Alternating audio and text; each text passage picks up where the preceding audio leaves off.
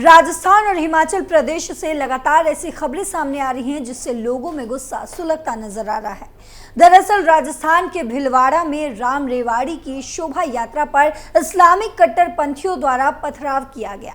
जब शोभा यात्रा मस्जिद के सामने से गुजर रही थी, भीलवाड़ा के जहाजपुर में राम रेवाड़ी की शोभा यात्रा के दौरान जामा मस्जिद के बाहर अचानक पथराव होने से माहौल तनावपूर्ण हो गया, जिसमें कई लोग घायल भी हो गए। वहीं हिमाचल प्रदेश में अवैध मस्जिदों को लेकर हिंदुओं में आक्रोश बढ़ता जा रहा है। शिमला के संजौली और मंडी के जेल रोड में मस्जिद की अवैध निर्माण के बाद कुल्लू में भी बने अवैध मस्जिद के खिलाफ लोग आ गए हैं। इसको लेकर हिंदुओं ने प्रदर्शन किया। तो क्या है पूरा मामला, बताएंगे आपको इस स्पेशल स्टोरी में। नमस्कार, आप देख रहे हैं कैपिटल टीवी उत्तर प्रदेश। मैं हूं आपके साथ पल्लवी सिंह।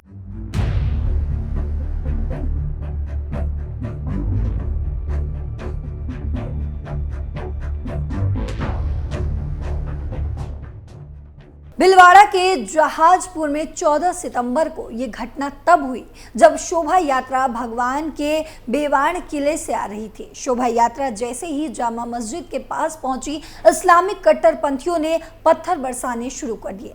घटना के बाद अफरा तफरी का माहौल बन गया और प्रदर्शनकारियों ने आरोपितों की गिरफ्तारी की मांग करते हुए मौके पर ही धरना शुरू कर दिया। इस दौरान शहर के बाजार भी बंद हो गए। इस मामले में 10 पत्थरबाजों को गिरफ्तार किया गया जो मस्जिद के अंदर से पत्थरबाजी कर रहे थे। पत्थरबाजी का वीडियो वायरल। घटना की जानकारी मिलने पर जहाजपुर विधायक गोपी चंद मीणा मौके पर पहुंचे और प्रदर्शनकारियों के साथ धरने पर बैठ गए। उन्होंने जामा मस्जिद को अवैध बताते हुए इसे बुलडोजर से तोड़ने की मांग की। इसके बाद नगर पालिका ने जामा मस्जिद को स्वामित्व और निर्माण स्वीकृति संबंधी दस्तावेज पेश करने के लिए 24 घंटे का नोटिस जारी किया है। देर रात तक ये धरना चला और प्रशासन से 3 दौर की वार्ता के बाद धरना समाप्त हुआ। रात में नगर पालिका ने बस स्टैंड के पास मुस्लिमों की कुछ ऐसी कैबिनों को अतिक्रमण मानकर जेसीबी से हटवा दिया। इस दौरान बाईपास के पास 2 कैबिनों को कुछ युवाओं द्वारा आग के हवाले कर दिया गया। इससे माहौल और अधिक बिगड़ गया, लेकिन पुलिस और प्रशासन की मुस्तैदी से स्थिति नियंत्रण में रही। शाहपुर एसपी राजेश कांवटा ने बताया कि इस मामले में अब तक 10 लोगों को हिरासत में ले लिया गया है और उनसे पूछताछ भी की जा रही है। उन्होंने बताया कि कस्बे के हालात तनावपूर्ण जरूर हैं, लेकिन नियंत्रण में हैं। क्षेत्र में अतिरिक्त पुलिस बल तैनात किया गया है और कानून व्यवस्था बनाए रखने के निर्देश भी दिए गए हैं। रात में जिला कलेक्टर राजेंद्र सिंह शेखावत, एसपी राजेश कांवट और अजमेर के आईजी ओम प्रकाश भी मौके पर पहुंचे। उन्होंने हालात का जायजा लिया और निर्देश दिए कि किसी भी तरह की अप्रिय घटना को रोकने के लिए अतिरिक्त सावधानी बरती जा रही है। वहीं विधायक गोपी चंद मीणा ने देर रात सोशल मीडिया पर पोस्ट कर धरना समाप्त करने की घोषणा की और बताया कि मुख्यमंत्री भजनलाल शर्मा को मामले की जानकारी दे दी गई है। अब जिला प्रशासन सीएमओ के निर्देशन में कार्रवाई करेगा। हिमाचल में अराजकता का माहौल। हिमाचल प्रदेश में अवैध मस्जिदों को लेकर हिंदुओं में आक्रोश बढ़ता जा रहा है। शिमला के संजौली और मंडी के जेल रोड में मस्जिद की अवैध निर्माण के बाद कुल्लू में भी बने अवैध मस्जिद के खिलाफ लोग सामने आ गए हैं। इसको लेकर हिंदुओं ने प्रदर्शन किया। वहीं मंडी में अवैध मस्जिद गिराए जाने तक लोगों ने हनुमान चालीसा का अखंड पाठ भी शुरू किया है। कुल्लू में जिस मस्जिद को लेकर लोगों में आक्रोश फैला है वह मस्जिद अखाड़ा बाजार के श्री राम गली में स्थित है और इसका नाम जामा मस्जिद है। हिंदू संगठनों का कहना है कि जामा मस्जिद खादी ग्रामोद्योग की भूमि पर बना दी गई है। इस मस्जिद के अवैध निर्माण के खिलाफ लोगों ने हनुमान मंदिर, रामशिला से ढालपुर चौक तक प्रदर्शन किया। हिंदू जागरण मंच और अन्य हिंदू संगठनों से जुड़े लोगों ने अखाड़ा बाजार पहुंचकर मस्जिद से 10 मीटर की दूरी पर हनुमान चालीसा का पाठ किया। यहां पाठ खत्म होने के बाद प्रदर्शनकारी ढालपुर चौक पहुंचे और वहां एसडीएम के माध्यम से राज्यपाल को ज्ञापन सौंपा और इस अवैध मस्जिद को गिराने और पूरे इलाके में अवैध मस्जिदों की जांच की मांग भी की गई है। जिले में कुल 11 मस्जिदें बताई जा रही है। वहीं हिंदू संगठनों का कहना है कि साल 2017 से चल रहे पत्राचार में कुल्लू नगर परिषद में यह स्वीकार किया है कि ये मस्जिद अवैध तरीके से बनाई गई है। इसे खादी ग्रामोद्योग की भूमि पर बनाया गया है। उनका कहना है कि बिना पंजीकरण के दूसरे राज्यों के सैकड़ों लोग रोज हिमाचल प्रदेश में आ रहे हैं और अपनी कंपनी अपनी अनैतिक गतिविधियों से यहाँ की संस्कृति और सुरक्षा के लिए खतरा बन रहे हैं।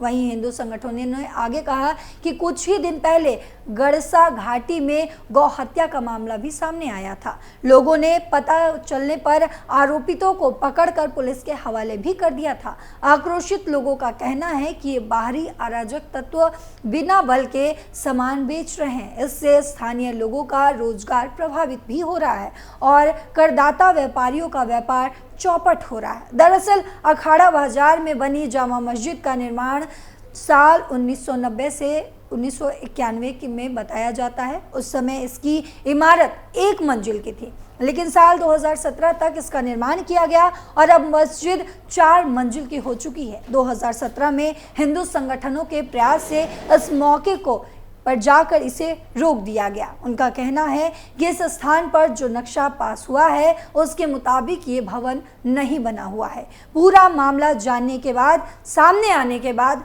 कुल्लू नगर परिषद के कार्यकारी अधिकारी हरि सिंह यादव ने कहा, अगर परिषद को इस बारे में कोई जानकारी होती तो उस पे काम किया जा सकता था, लेकिन जानकारी नहीं है।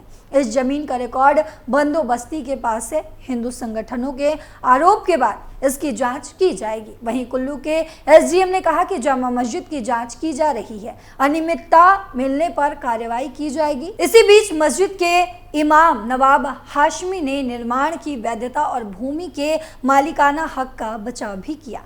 उन्होंने दावा किया कि वक्फ बोर्ड कानूनी तौर पर 1 बीघा और 2 बिस्वा जमीन का मालिक है और वो इसके लिए किराया भी वसूल रहा है। हाशमी ने कहा कि विवादित भूमि 1999 में कांग्रेस नेताओं की मदद से खादी बोर्ड से मस्जिद को हस्तांतरित की गई थी। इसमें निर्माण भी वैधानिक तरीके से हुई है।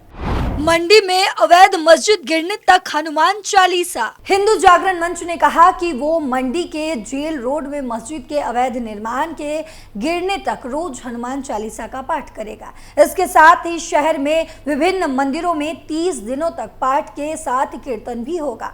मंच ने ये भी कहा कि आयुक्त कोर्ट की ओर से दी गई समय विधि तक मुस्लिम पक्ष ने मस्जिद के अवैध निर्माण को नहीं हटाया तो हिंदू इसे गिराएंगे।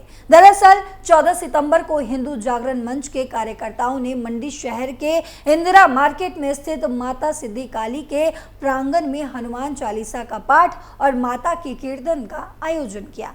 इसमें बड़ी संख्या में लोग भी शामिल हुए। इनमें बुजुर्ग और महिलाएं तक भी शामिल हुई। हिंदू संगठनों का कहना है कि प्रशासन ने हिंदुओं को आश्वस्त किया है।